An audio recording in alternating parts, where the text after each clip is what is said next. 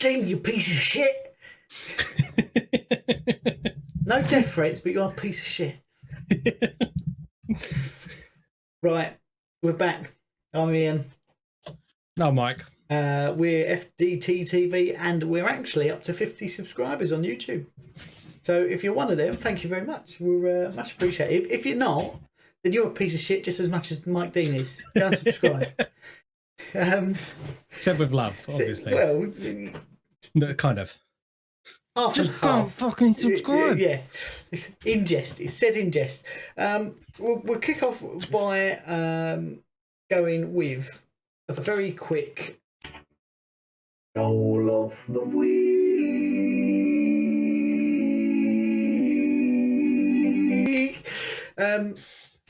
Seamless. Yeah, I mean, in round 21, we had our vote on Twitter.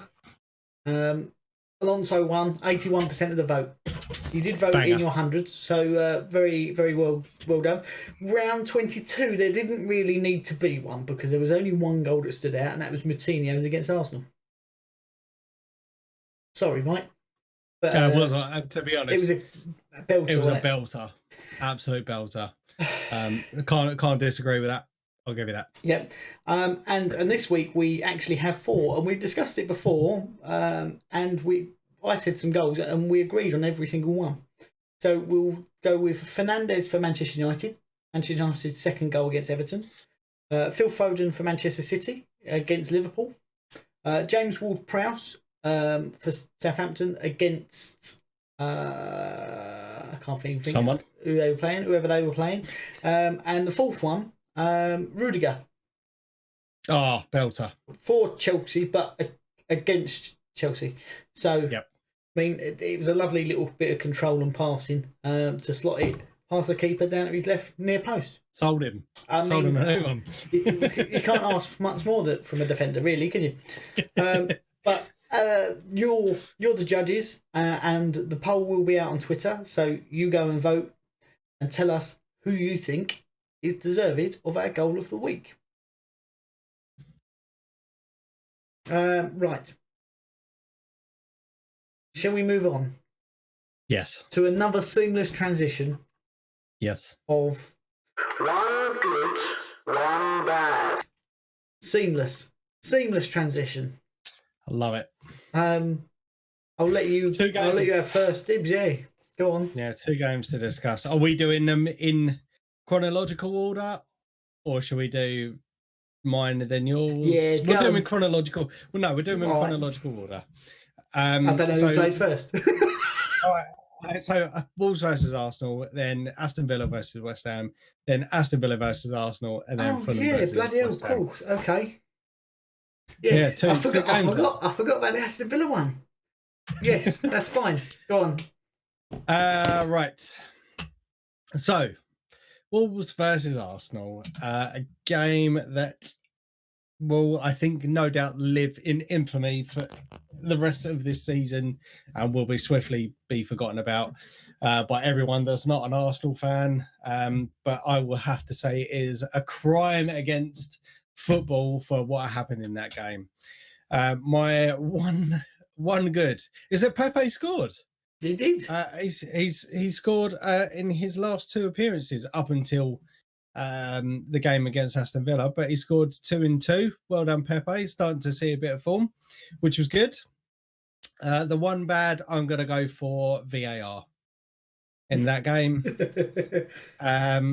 That's bitter grapes. I think we should have had a penalty in that game, and we also should have had, David Luiz. It's very questionable. Mhm. Red card for me. The penalty, at best, I think it should have been given, but the red card, I think, was punishment. Sorry, the penalty was enough punishment for what had happened, but by the stupid letter of some law that it just depends whether you're Arsenal or not, because if you look at other games in similar situations, people have had their cards rescinded. So it's fucking bullshit. I hate VAR. That's a problem for later, mate. That's a problem for later. Yeah. So yes, I'm gonna go. In fact, no, my one bad. I just had to get that rant out. Yeah. Burn Leno. What the hell was he doing coming out? I appreciate that he was trying to clear the ball, but when you're outside of your box, you can't use your hand. You fucking numpty. So, but Sorry, I spat that everywhere. Sorry. Yeah, Burn Leno, you're a plum. David Luiz felt hard done by, but Burn Leno, just an absolute dipstick. So yes, he's my one bad for that particular game and the result. Very good. Very, very good. Well, for myself, obviously the first game that I didn't forget that we played at all against Aston Villa, my one good was Vladimir Sufal, who hunted Jack Wilshere like he was the last of his kind on the African plains. Yes, not Jack Wilshere. Jack Wilshere plays for Bournemouth. I've even got Grealish written down here. He hunted Jack Grealish like he was the last of his kind on the African plains. Yeah, he was just had an absolutely unbelievable game. And I think Jack Wilshere probably will as well, be having nightmares about him marking him out of a game for the rest of his life. The one bad, right, is every single pundit, whether it be on radio, TV, all were bleating on about Aston Villa having an off day and not West Ham playing them off the park. And that frustrates me because you think we're having the best season we've ever had. We've got, at that point, we'd equalled our tally for last season in terms of points. And we're only, just over halfway through the season. Yet everyone's saying, well, Aston Villa had an off day, didn't they? No, we beat them and we were better than them. So that was my bad. That pundits don't like saying things that may upset people. Fair enough. Hey ho. That moves us on to your next game. Aston Villa versus Arsenal. To be honest, I actually did feel a little bit confident going into this particular fixture. During my preview, I did mention that I was going to go for Runnison in goal because at the time I recorded it, there was still injury doubts for Matt Ryan that Bernd Leno was suspended. So Matt Ryan would have been my choice goalkeeper. And sure enough, he was deemed fit and had his debut for Arsenal. Not the debut that he wanted. Unfortunately, we conceded a stupid goal within the first couple of minutes. And it just kind of set the tone from there. We never really hit the ground running. It was a very lackluster performance. It's something that we've seen quite a lot over over this season. So we have a shit first half and then we get gradually better into the second half. Yep. Now, my one good was Matt Ryan. I thought he had a super game, considering it was his first start for Arsenal. Granted, it was a deflection that he conceded, and then after that, Aston Villa had 12 men behind the ball. Yep. My one bad, again, I'm going to go down to substitutions, and I know that's a very generic bad, but you have the likes of Aubameyang has just come back from family personal issues. So he was left out on the bench and he come on, didn't really have an impact on the game. We then see Bukayo Saka, who has been one of the standout players for us, move to left back, Cedric come off, and I believe Willian come on. I don't know what the fuck has happened with Willian. At the start of the season, you knew how excited I was about him coming because he's a player I've admired for a long, long time, but he's just absolutely awful at the moment. Nothing but negative, backwards passes. He had a blinded chance against Wolves, I think, it was against Manchester United, to win the game, or at least get us in front, fluffed it. I don't know why he keeps getting picked. I really don't. We have someone youthful, passionate, willing to drive forwards, can get into some decent positions. And he's not been used the last couple of games. Gabriel Martinelli, I don't know why he's not being picked. Lacazette is our top goal scorer at the moment, and he was brought off Aubameyang, who has been misfiring all this season. So for me, I am backing Mikel Arteta. I still think that there's some players he needs to either ship on or get replacements for, but yeah, the substitutions were all wrong for me at the weekend. I think it says a lot that you've brought in Martin Odegaard as well in a very similar position to what Willian has been playing, that sort of through the middle. The fact that maybe Arteta's gone, this isn't working. Because here's a question that I'm going to pose to you now. Do you think they're going to try and sell Willian in the summer? Yes. Because you've got rid of a lot of deadwood, haven't you? Mustafi went, Ozil went, and they let them go on free transfers, but you've just forked out for Willian. So what is he on, a 3-year contract? Yeah. I just, or do you think no, it's a 2-part question. I'm changing it. Would you sell him, and do you think you're going to loan him to sell him or just sell him? I think that's a tough one, because I'll be interested to know how much he's on per week. I'd imagine. I imagine he would be one of your top earners. More than likely, considering we did get him on a free transfer. But he's just been awful, and I don't know what it is. And when you get the likes of David Luiz coming out and backing him, saying he's got nothing to prove, every time he puts on a fucking football shirt, he's got something to prove. Yeah. Absolutely. Yeah. You're only as good as your last game, and so far he's been crap. Honestly, he's absolutely awful. So I personally, I think we will try and sell him. I can't see many people coming in for him, in all honesty, unless he decides he wants to go back to Brazil. Possible contract termination. We've seen it done with a few players. I know they were kind of coming towards the end of their contracts anyway, but it'll either be a loan or a sell, because he's been absolutely awful. And I was listening to someone the other day, and they reckon that he may have something in his contract that he has to play X amount of games. Yep. Which would explain why he's been playing, even though he's been in such poor form. Interesting. But yes. So right. Yeah. Shall we get on to West Ham Fulham? Yes. One good, it's another point in the bag. That's the one good thing I took from that. The one bad was, I've got written down here, bad ref, bad VAR. As we opened the show with, Mike Dean is a dickhead. And do you know what the frustrating thing was? There was 4 minutes of added time, right? So at 93:58, I turned off because we had a goal kick. I was like, that's the end of the game. It was a really boring game. Job done. Next morning, I wake up, Suchek's got red cards. Like, no, he didn't. When did he get that? In the 97th minute. Why was there 3 added minutes on the added time when there was no reason for it? That's what I don't understand, right?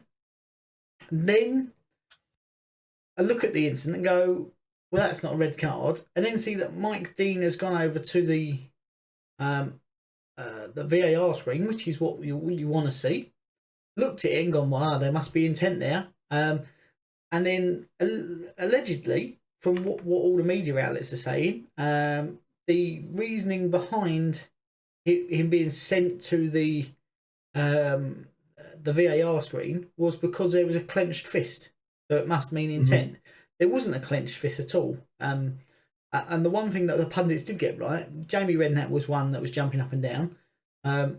Was he not allowed to move his arms? Mitrovic went over to Mike Dean and said, no, there was no intent. It just caught me off guard. No problem with it. He shouldn't be sent off. Mike Dean still sent him off. It's been rescinded.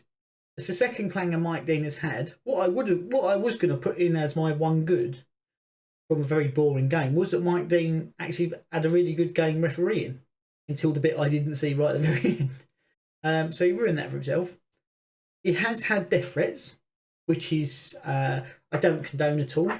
I think that's silly, and those people should be found and punished. because that's not acceptable in society. It's not acceptable in anything. But Yep. so I don't agree with that. He's asked not to referee in the next week's game, but both him and whoever was in charge of the VAR need something to happen. There needs to be some repercussion for doing that terribly. And I mean, over recent years, I have been saying Mike Dean has actually turned into one of the best refs in the Premier League. He's had 2 clangers in 2 weeks. But is that because VAR is casting a bit of doubt in his mind? I don't know. Do you know what? I think can we segue into this once you've finished? Because I very quickly want to go into that. Is my into VAR? Yes, we can. But before we go into it any further, before the rants and the monologues start, we do need an introduction, Mike. This is going to be a good one. Hang on, let me shut my window. You ready? VAR! Bloody VAR bastard VAR. And for those of you who are listening on the audio only version, Mike is now a lovely. Well, he's returned to his normal colour, but he went a lovely shade of grapefruit. Yep, is what I would describe that colour as, and I went redder than the Arsenal shirt. It was wonderful. Oh my god, VAR can suck my left one over the last couple of weeks. But it would probably check itself and find that it's offside. Probably. So therefore, no action for you. Yeah, no, it's been. I think that over the last 2 game weeks, so as in. In fact, so the last 3 sets of Premier League fixtures, we have seen some absolutely horrendous VAR decisions. And there was something that was said for the guy that is the referee pundit on BT Sport. I think his name's Peter something. And I don't know. No, it's not. It's not Peter Sutcliffe. He's a murderer, wasn't he? You could have said anything else. Yeah, maybe, mate. Yeah, it's like Peter Walton or Peter something. Anyway, but he come out with an absolute belter, and I'm not sure if this has been misquoted. I did see it on Twitter, so I don't know. I think after the Arsenal game, I was very angry about football. Nearly kicked one of my dogs. That's a joke, by the way. I was going to say we don't condone that either, Mike. That's a joke.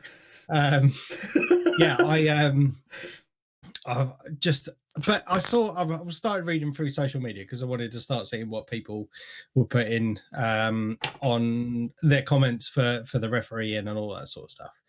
And apparently there was a quote that come out there and said, VAR is not there to get the decisions right.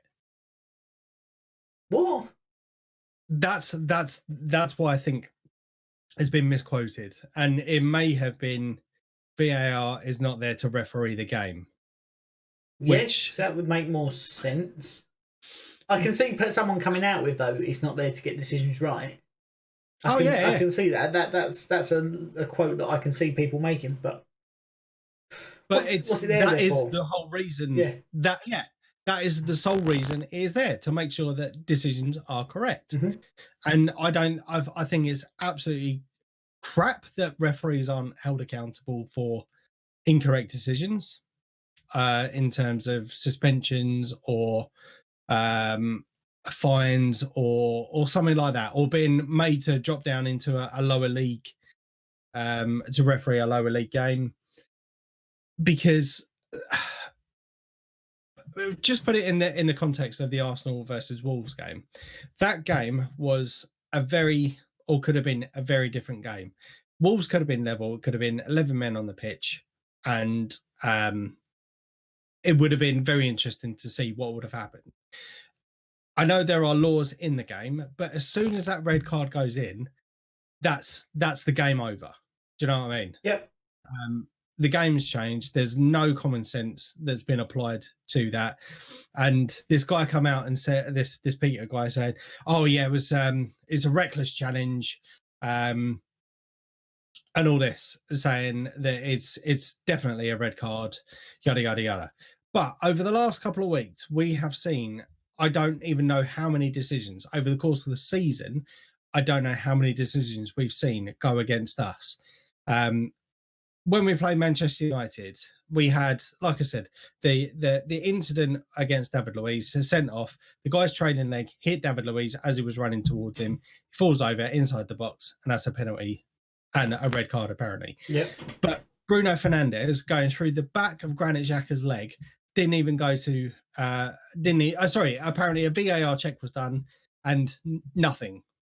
And someone posted something on social media, and there have been at least 12 decisions where, do you remember when Eddie Nketiah got sent off by the high foot in someone's chest? Yes. Last season, I think it was. Yep. Someone went through him even higher than he did, and no punishment whatsoever. Honestly, there's been about 12 decisions where we've seen exactly the opposite. So if it's one of us that does it, it's a red card or whatever. So if it's done against us, it's, yeah, whatever, play on. And I know that sounds like a very bitter, oh, why is everything going against us? Granted, we are having an absolutely diabolical season, but it doesn't help when you're starting to see incidents like that mounting up. And it almost, in fact, I'm not even going to say what I was going to say, because again, it's just, it's a stupid statement. Well, you're preaching to the converted, because West Ham are the only team in the Premier League who haven't received a penalty this year. We already have a record high for the amount of penalties given this in a Premier League season, and we're only just over halfway through. West Ham haven't received a single one. We should have had about 3 that were clear and obvious. Obviously, you say about it's not there to get decisions right. Their statement was at the beginning was to rectify clear and obvious errors. If it's not clear and obvious, then they should go, we don't want anything to do with it, we're not touching it. It's not the on-field referee's decision, personally. And I can't even remember where I was going with it. And the other thing, it's come back, common sense. So we've got this technology, but why is the common sense not coming into play? Souček's red card has been appealed and overturned, so that he's available for the Manchester United game tomorrow, which is good. Maybe it would have been good if he had been out in a roundabout way to get a rest. So if he'd missed that one, but then, I don't know. The other thing that was really frustrating me about VAR, and not just VAR, the fact that they can look at things retrospectively. Mohamed Salah's diving. Oh my God! Right? Yeah. What if he was an undesirable player? So, and I say undesirable by not being banded as the best in the world and the best winger in the Premier League and this, that, and the other. If he was just a normal player, so I don't want to name any names, but he played for Sheffield United or Crystal Palace or whoever, and he was doing that, he would be getting retrospectively banned every time he did it. I can guarantee you that. But because it's Mo Salah, he's the best player in the world. No, he's not. He's a fucking cheater. And it frustrates me, the fact that they VAR look at it and go, in the penalty against Manchester City, that's not a penalty. He chucked himself on the floor. It should be a booking. It's not. And it frustrates me that every single game he does it. And I'm glad that they got absolutely smashed by Manchester City. I really am, because it's things like that make me think he should be sent off every time he does it. And the fact that Fabinho, he clipped Raheem Sterling with a trailing leg that wasn't his fault, and then kicked him with the other one backwards. Yeah. Like, they didn't look at that and go, actually, there was intent there, red card. Because it wasn't a case of, it was just coming together and the body positions. He actively tried to kick him, you know? And it's just, I unbelievable. Well, the thing, there's people. Oh, sorry, I say people. Arsenal fans have been going obviously absolutely nuts because of the inconsistencies that we're seeing in decisions that have been given, and you get the other supporters that are going on to other people's social media and saying, "Look, stop being a crybaby. It's just man up or whatever." But then you have some people that are actually posting the letters of the law, as in the FA guidelines, and basically that what the decision is that, or this is the rule, that if I'm going to paraphrase it. So if you make an advance for the ball, as in the defender makes an advance for the ball or makes it appear that they were challenging for the ball, it's only punishable by a yellow card. So you can give away the penalty, but the punishment will be a yellow card. If there's no intent to go for the ball, that's when you get the red card. Now, this is what the distinction was for the David Luiz one. Is that because he was going for the because there was no, or he couldn't have gone for the ball. So he was basically trying to keep up or run with the defender. With the attacker at that particular point. But because his trailing leg hit him, obviously that means that David Luiz couldn't go for the ball. Obviously he couldn't because he was behind the guy. But because there was no play for the ball, that's why the red card stood. With the likes of, I think it was Bednarek, I think, is that he tried to, or he pushed, I can't remember who it was, he pushed someone off the ball. But for some reason his got rescinded. And I don't know why, because there was no intent for the ball. He was trying to get past the defender, past the attacker, pushed him off the ball, red card was given. So, and this is the thing that really is starting to piss me off, is that you've got, and I've said this all along, you can go back to our earliest podcasts, that VAR is subjective. And it needs to not be. You've got, it needs an independent panel of people to be able to do it, because I know there are or then there needs to be some kind of like regulations behind the decisions and stuff, but you're using referees to back up other referees and justify some of their decisions. Now, granted, there have been a couple of old referees that have come out and said some stuff which I think a lot of people would believe anyway, by saying the likes of there was kind of an agenda, that refs had to give so many red cards or so many yellow cards, and they would have to go out and make sure that they get those decisions like throw-ins and all that sort of stuff. So I don't know how true that is, but that's apparently come out by a well-respected ex-referee. And then you've got other people which are coming out and saying no. So this Pete guy going for the Mike Dean decision for the last game he did, saying no, I think that he was well within his rights to do that, when everyone else around him is going, no, this is bullshit. So you have the likes of Peter Crouch or all the other pundits that are on BT Sport and all that sort of stuff saying, look, what is happening with our game? What is happening to it is absolutely ridiculous. So yeah, as long as you've got referees doing VAR, you're going to get inconsistencies. But at the beginning of the when they was brought in, I can't remember who it was. I want to say it was Howard Webb. Did give a good account of himself, saying it is a totally different skill set to referee in a football game, and you're getting people who have trained to do one specific thing to do another, which is they don't go together. They're not. So, at what point are they going to bring in their own trained VAR officials that have got nothing to do with refereeing? It's about subjectively looking at is that onside, is that offside, is there.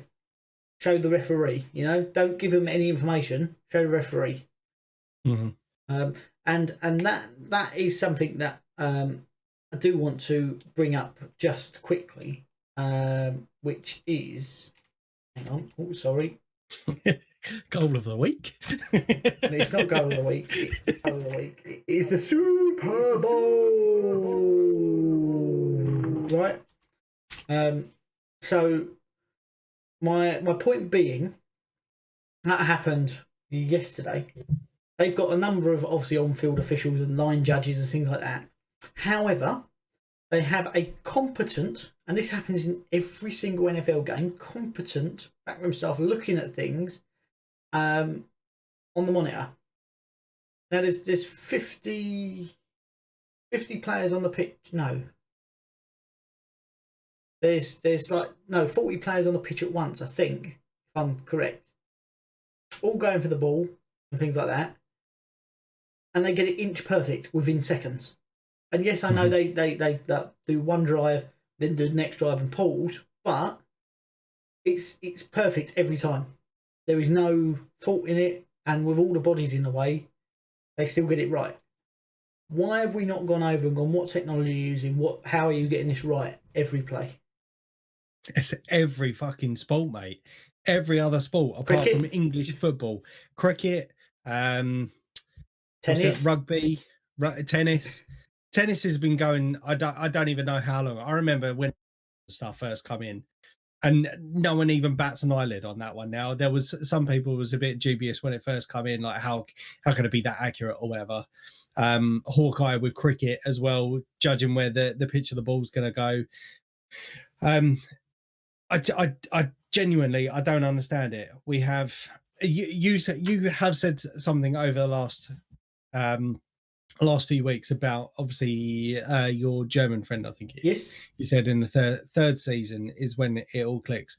And I know we are still early days into the into VAR, but there are still so much stuff that's going wrong now and open to debate that I can see it ruining our game for at least another 3-4 years. Here's the thing: people are now starting to get turned off by it, so they will go to different because football is so accessible. European football, the Americas, everything is now so accessible. People will stop watching the Premier League, and at that point, sponsors will go, "Hang on, we're not getting as much viewership here." And it's only when it affects the Premier League money that's coming into the league for say from sponsors and things like that they will make any decisions. Mm-hmm. Or even lower leagues. Yeah, and that's the thing is when it's only when it affects their own pocket that they will do something to rectify it. Other than that, it will stay as it is and it will be shit forever. And it's one of those things that is like, well, maybe there needs to be a complete reform of the FA. And I know they go, oh, we've changed the head. They change the head every couple of years now because someone comes out with something racist or whatever. But you're like, well, tear it all down, get rid of them, every single one of them. Don't let them be involved in the game because they obviously can't do it. It's a very simple thing, and they can't get it right. So get rid of all of them, and all the bosses at the Premier League, and restart it. Yep. And I know there was talks of obviously the European Champions Group or whatever it was going to be called, and a breakaway from the Premier League, and they were making a fuss about that. But I mean, it was slightly before my time, but when you look back at history books, they was in a similar position now. No one was happy with the old First Division. There was lots of problems in it. There was lots of corruption in it. And that's what gave birth to the Premier League, where enough people went, right, let's break away and do it differently. Let's do it right. And then it changed. So maybe it's time for a change again. We're now 30 years later on, or just a smidge under.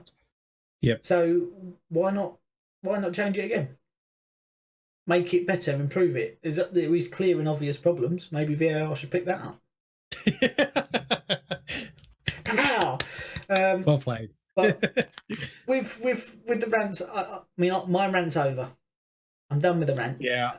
To be honest, I mean, I could probably sit here all day and go over each decision meticulously, but I mean, I get there's other teams that have been done by decisions as well, as you said with West Ham.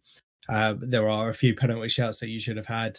There's going to be errors all over the place, and granted, we have benefited from some VAR errors, but I think it was because they were so completely ridiculously obvious. That's why we have benefited from them. However, it's just going to be going over old ground. Not much else we can say on it. So I think we swiftly move on to the something a little bit more. predictions. Yes. Predictions and scores from last week.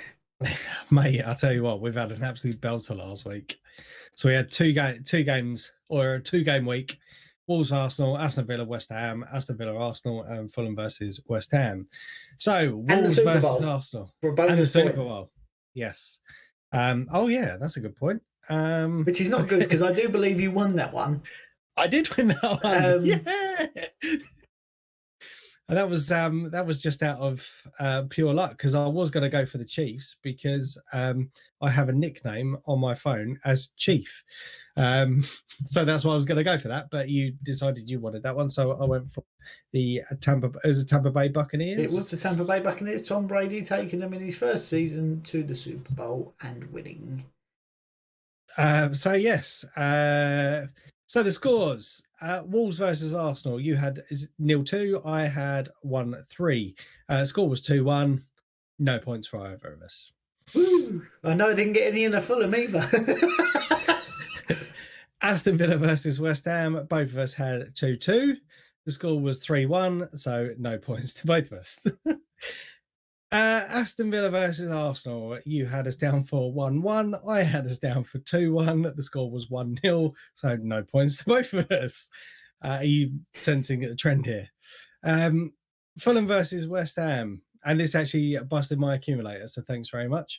Fulham versus West Ham. You had 3-0 down. I had 3-1. The score was 0-0, so no points. However, I do get 1 point because I got the Super Bowl right. So that's a shocker, isn't it? Not even a single result. That's the thing. Here's the thing: we would have won that game if we wasn't so tired.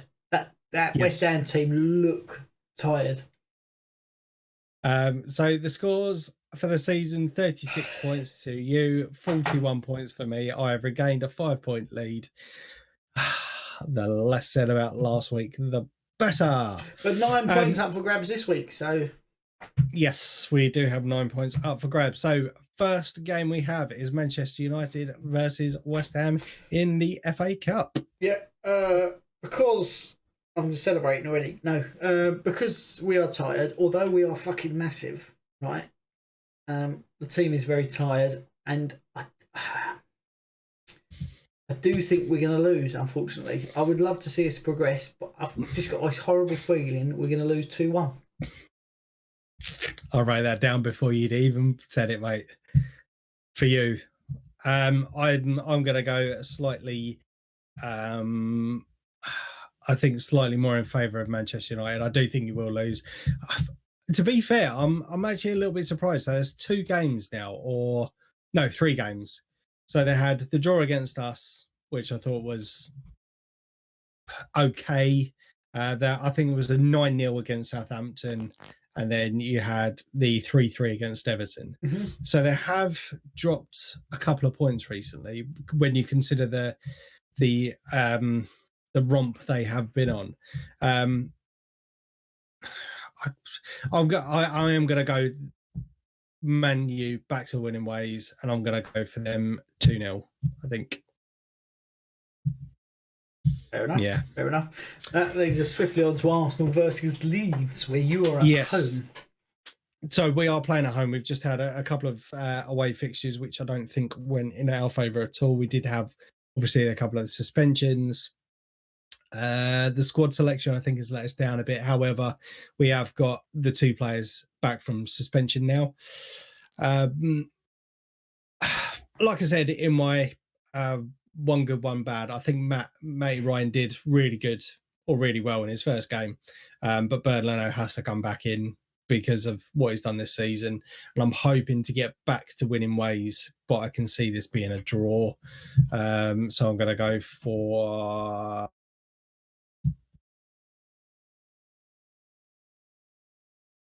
What are you going to go for? 1-1. Oh, sorry, I didn't hear you. You didn't come sorry. through. I was just waiting and going, no. I was wondering what you were waiting Yeah. for. You're like, For me, when you look at the runners of fixtures, Leeds have lost 2 on the bounce, so have you. But Leeds are very open. They have got goals in them, but are very open. Arsenal, on the other hand, have not lost more than 2 on the bounce this season. You generally, when you lose 2, you win the third. So I've gone for Arsenal to win 3-2. oh, high scoring game. Let's hope so. You've both got attacks, but it's the defence where you seem to be lacking.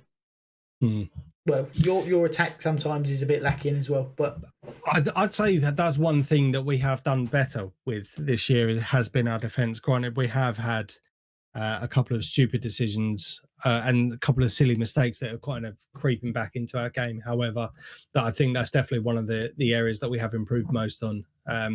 So we improved one area, but we seem to be lacking in the goal area. So we'll see what happens. I think Odegaard might actually get a first start for us since coming, because Thomas Partey is now injured again, apparently.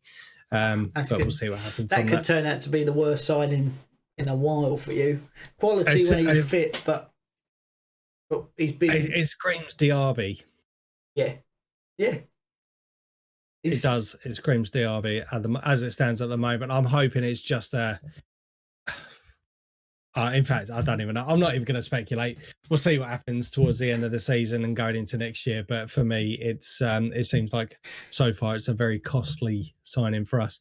27 years, hardly any injuries comes to us, and this is the 3rd or 4th time he's now injured. It's not good viewing. But hey ho.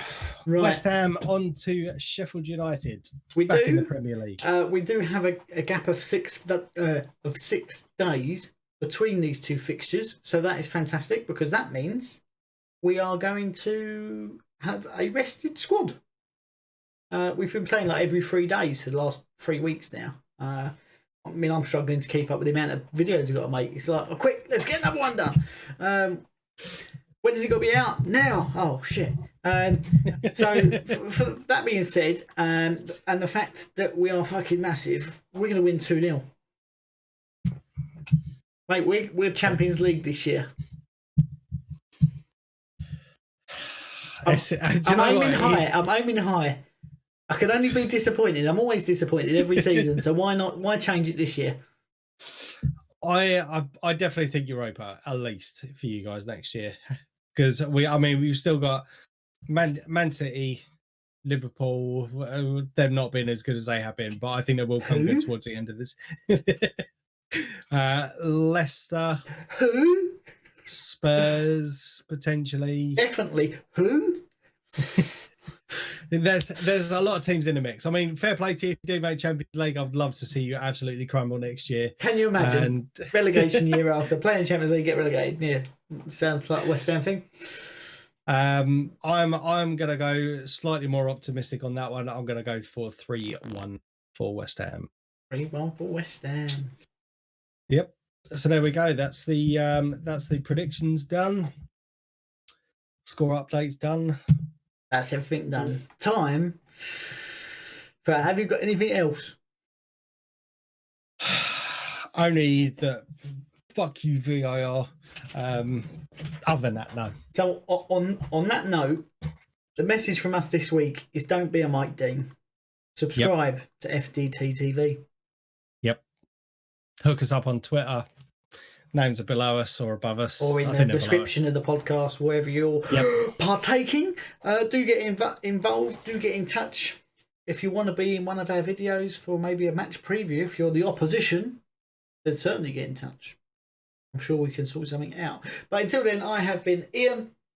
I've been Mike. We are FDT-TV, and we will see you next week.